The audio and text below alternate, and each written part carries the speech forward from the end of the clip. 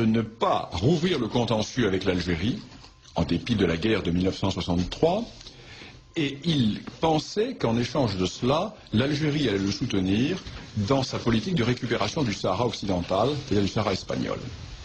Il n'en fut rien. L'Algérie fit comme si elle était d'accord avec les revendications, marocaines, mais dès que l'Algérie put agir, eh bien, elle organisa un mouvement de sédition qui était bien entendu destiné à créer une fiction d'État indépendant, d'État sahraoui indépendant, à travers le Front Polisario. Et cela pourquoi? Cela pour une raison très simple, qui est que si vous prenez une carte, vous constatez que l'Algérie a une toute petite façade sur la Méditerranée et a un énorme ventre dans le Sahara. Ventre totalement artificiel, puisque le Sahara n'a jamais été algérien, puisque l'Algérie n'a jamais existé par le passé. Et le Maroc, lui, est un pays qui, avec le Sahara occidental, dispose d'une immense façade atlantique, de vie de relations tournée vers l'ouest. Le Maroc n'a pas de richesse minière, mais a une immense façade atlantique. L'Algérie a d'immenses richesses en pétrole et en gaz, mais elle est coincée dans la Méditerranée. Le détroit de Gibraltar peut être fermé demain, l'Algérie sera totalement enclavée, alors que le Maroc a cette immensité d'ouverture vers l'Atlantique. Et l'Algérie ne peut pas le supporter. Dans le rapport géopolitique nord-africain, il est bien évident que la riche Algérie n'est qu'un pays enclavé, par rapport au Maroc, bien moins doté au point de vue minier, mais qui a cette immense façade d'ouverture sur l'Atlantique.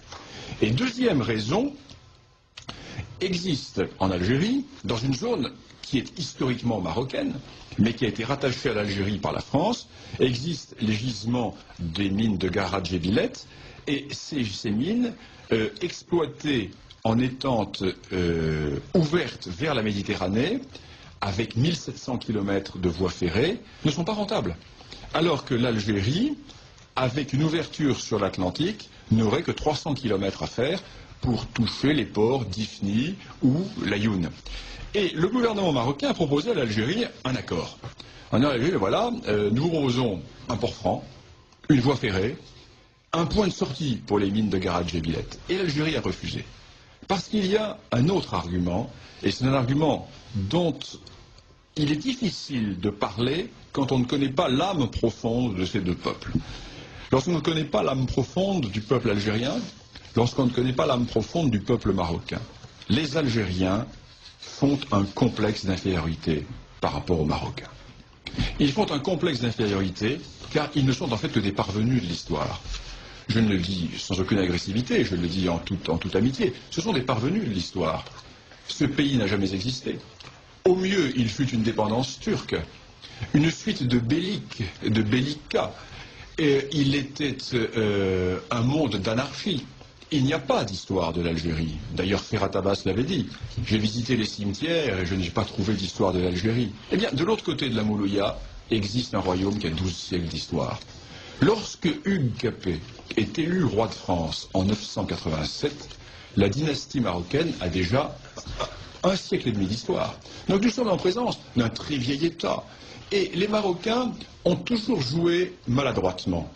Parce que ce sont des gens bien élevés, ce sont des gens polis, ce sont des gens qui, sûrs de leur bon droit, ont pensé qu'ils pouvaient discuter avec les Algériens comme on discute entre gens bien élevés. Or, ils ont eu en face d'eux des gens qui n'appliquaient pas les règles de la diplomatie traditionnelle et qui étaient restés peut-être dans cette politique des ouvertures barbaresques ou du rapt ou de la piraterie, mais non pas dans les usages qui étaient les usages classiques de la vieille diplomatie. Et les Marocains se sont trouvés du jour au lendemain pris par cette réalité algérienne et ils commencent à comprendre maintenant que l'on ne négocie pas avec l'Algérie comme on négocie avec l'Espagne ou avec la France, pays de vieille civilisation, de vieille tradition politique. Alors aujourd'hui, la situation est très claire. Les Marocains ont proposé une large autonomie au Sahara occidental, dans le cadre du Maroc. Et l'on s'achemine vers ce genre de solution. Alors que vont faire les Algériens?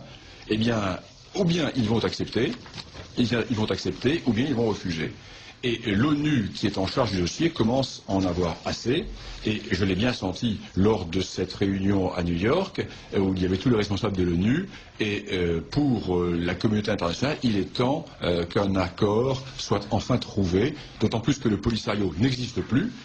Les 2/3 des troupes du Polisario ont fait défection et sont partis au Maroc, ont rallié le Maroc. Donc il n'y a plus en fait que l'Algérie qui est en première ligne face au Maroc.